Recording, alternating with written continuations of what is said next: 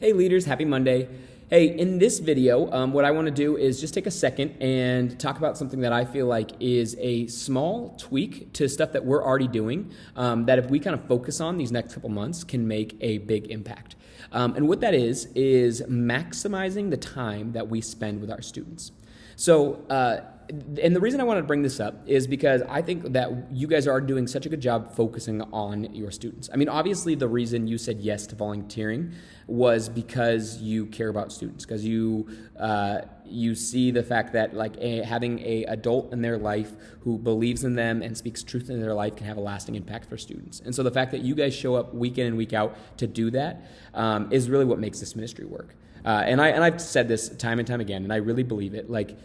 If not for you guys, it's just me talking, for 30 minutes and maybe something 6. And it's and the effectiveness of that is so minimal compared to you guys stewarding a culture of a group, to you taking these messages and applying it to their individual lives so they sink in, that you're following up with them about things that are going on, you're texting them, seeing how they're doing. The actual pastoring of these students that leads to life change really starts with you guys. And so I love that you're doing that. But what I want to do is something that on a Wednesday night, I feel like can take, maybe some of us are already doing this, but can make all of us just a little bit more effective.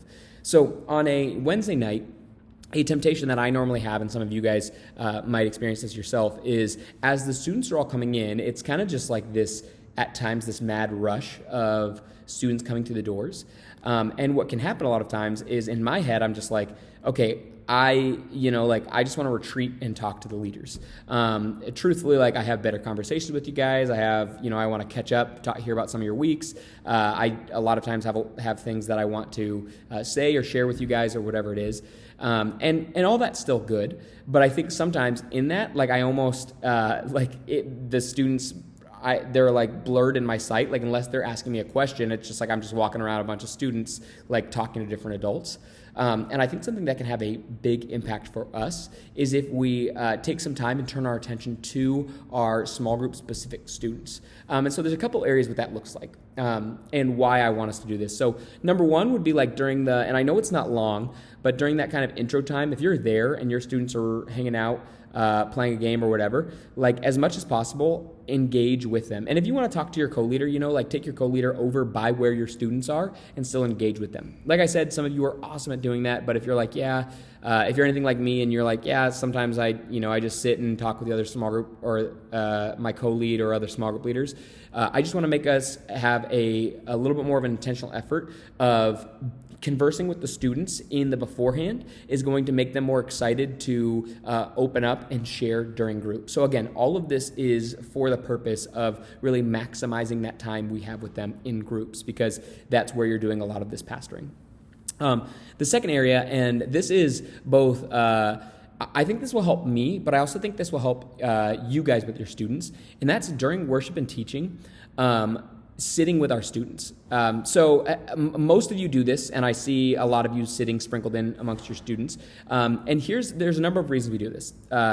The most practical reason we do this is because we can correct any distractions or people goofing off or stuff in a much quicker and simpler manner if we're sitting next to them. So you're sitting next to a student and they're getting kind of loud, or you see them whispering kind of loud or laughing and giggling and being distracting. You'd be like, hey, can you, let's focus up. Let's put our attention up there. And just a simple, quick, put your hand over motion to them and be like, shh, can go a lot further than having to have a leader either have me say something or having a leader having to walk from, the back somewhere to go and talk to someone. It's a lot less distracting when you're sitting there with them.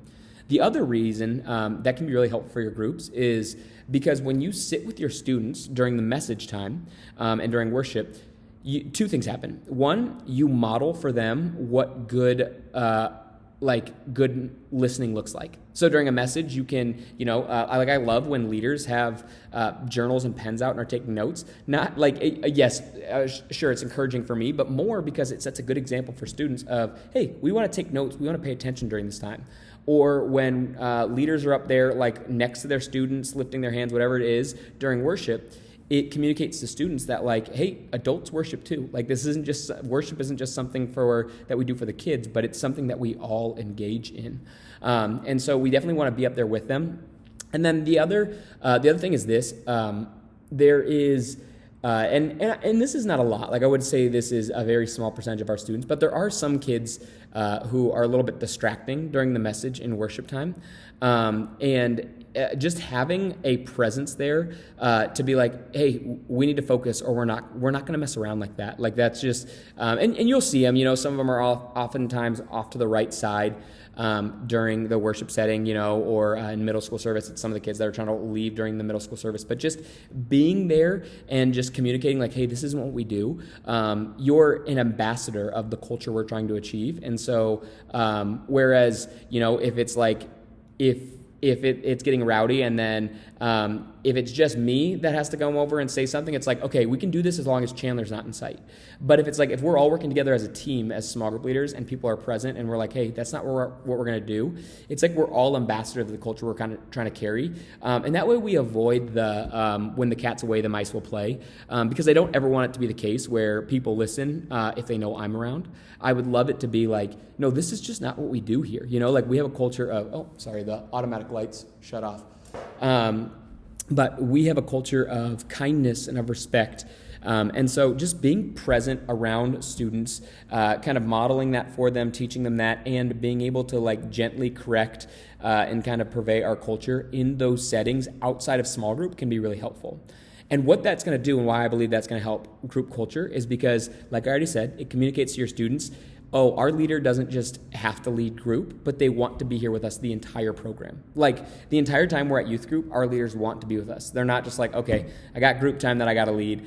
So it has this subliminal messaging to your students of like, I care about you and I want to be with you, like the entire time, because I want to invest and pour into who you're becoming. And the second thing is this: it also helps them see you, again, if you're helping carry on, like this is how we act, this is how we don't act, like students naturally start seeing you as like, okay, that person carries with them authority. And so it helps them listen up and respect you a little bit more during that group time too, because they're like, they're willing to handle problems, talk to things, just give us a quick shh when we're not paying attention. So it establishes with your students this, which most of you already have, but it kind of just reiterates that, that level of authority that you have that goes, hey, I'm an authority in your life because I'm trying to help you understand Jesus, and because I'm trying to, pour into you so you can become more like him. So I hope I've explained that thoroughly. And that's something that I think is just, I think is going to be a huge win for us, but it's not something that's hard to do. It's just a reminder that we all need. So if we could start reminding each other, you'll start getting some of those reminders from me. Just a tap on the shoulder of like, hey, if you're in the back, being like, hey, can we sit amongst our students, and just hear that the reason I'm doing that is not because I'm like disappointed, or I'm like, you have to follow your leader checklist. It's not of that, but it's more just, I really believe in the culture we're establishing here. And I believe that starts with the culture we're doing in groups. And so I think if we all take the time and effort to really key in on students during the whole program, I think it's going to have a bigger impact over time in our groups. So that's why we're doing that. And like I said, I would say almost all of you are doing a great job with this. It just happens every once in a while. And so I thought I'd address it.